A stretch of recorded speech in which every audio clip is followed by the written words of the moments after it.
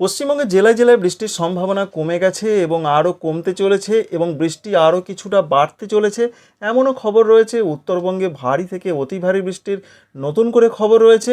এই সমস্ত বিষয়গুলো আপনাদের জানিয়ে দেওয়ার চেষ্টা করব। প্রথমেই সিস্টেমের আপডেট একবার দেব আপনাদের। নিম্নচাপ অনেক দূরে সরে চলে গেছে, দেখতেই পাচ্ছেন যে নিম্নচাপ ঠিক এই জায়গায় অবস্থান করছিল, সেখান থেকে একেবারে ভারতবর্ষের পূর্ব থেকে পশ্চিম উপকূলের দিকে চলে গেছে।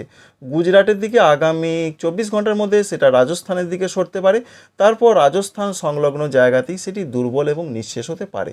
তাই নিম্নচাপ নিয়ে অন্তত মাথা ঘামানোর কিছু নেই দক্ষিণবঙ্গের জন্য।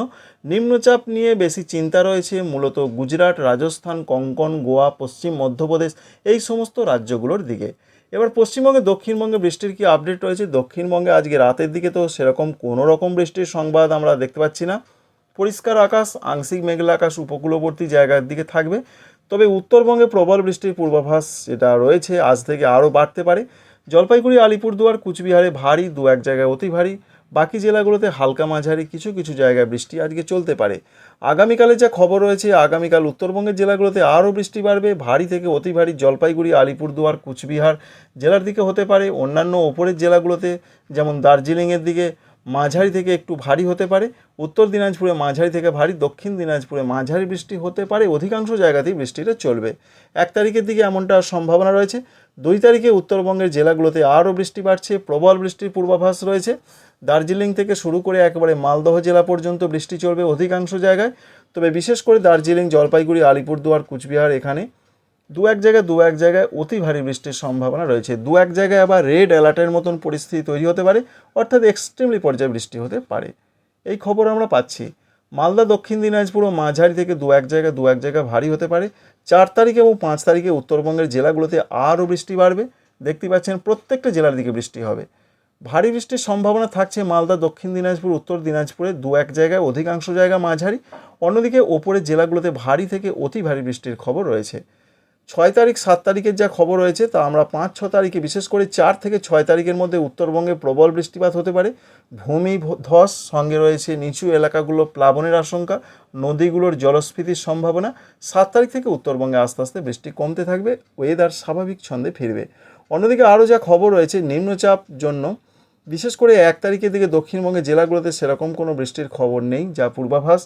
সেখানে যে আপডেট রয়েছে 1 তারিখে বীরভূম, মুর্শিদাবাদ এদিকে কোথাও কোথাও বিক্ষিপ্ত বৃষ্টি হতে পারে, বাঁকুড়া, পুরুলিয়া। বাকি জেলাগুলোতে কোথাও হবে কোথাও হবে না এমনই সম্ভাবনা সেরকমই দেখতে পাওয়া যাচ্ছে। 2 তারিখের দিকে দক্ষিণবঙ্গে আবার কিছুটা বৃষ্টিপাত ফিরতে পারে, প্রত্যেকটা জেলার দিকে বিক্ষিপ্ত বজ্রবিদ্যুৎ সহ বৃষ্টি হতে পারে। তবে সেটা কিন্তু সাময়িক বৃষ্টি, এক নাগাড়ে বৃষ্টি নয়। প্রচুর জলীয় বাষ্প রয়েছে, মৌসুমি অক্ষরেখা রয়েছে, মৌসুমি বায়ু সক্রিয় রয়েছে, তার জন্য এমনটা খবর রয়েছে। দক্ষিণবঙ্গের জেলাগুলোতে 2 তারিখ থেকে কিছুটা বৃষ্টি বাড়তে পারে। 3 তারিখের দিকেও বিক্ষিপ্ত টাইপের বৃষ্টি হবে। 3 তারিখের দিকে বৃষ্টির সম্ভাবনা সবথেকে বেশি 3 তারিখ রাত থেকে 4 তারিখের মধ্যে 24 পরগনা, নদিয়া, বীরভূম, মুর্শিদাবাদ, পূর্ব বর্ধমান, হুগলি এই জেলাগুলোতে দু এক জায়গায় ভারী বৃষ্টি হতে পারে, এমনটা পূর্বাভাসে আমরা দেখতে পাচ্ছি। তাই দক্ষিণবঙ্গের ক্ষেত্রে বৃষ্টি বাড়ছে মূলত 2 তারিখ থেকে। 3-4 তারিখে দু এক জায়গা ভারী হতে পারে। বীরভূম, মুর্শিদাবাদে বৃষ্টির সম্ভাবনা খুব বেশি। ভারী বৃষ্টির সম্ভাবনা 24 পরগনা, নদিয়া, বর্ধমান, হুগলি এই জেলাগুলোতে সম্ভাবনা খুব বেশি। তো বোঝাই যাচ্ছে দক্ষিণবঙ্গে বৃষ্টিহীন যে তা কিন্তু নয়। তো বাস্তবিক ক্ষেত্রে ভারী বর্ষা যেটা সেটা হীনই রয়েছে, যেটা হবে মূলত মাঝারি ধরনের দু এক জায়গা ভারী। তুলনামূলকভাবে দেখতে গেলে উত্তরবঙ্গে বৃষ্টিটা বেশি হচ্ছে এবং চলবে।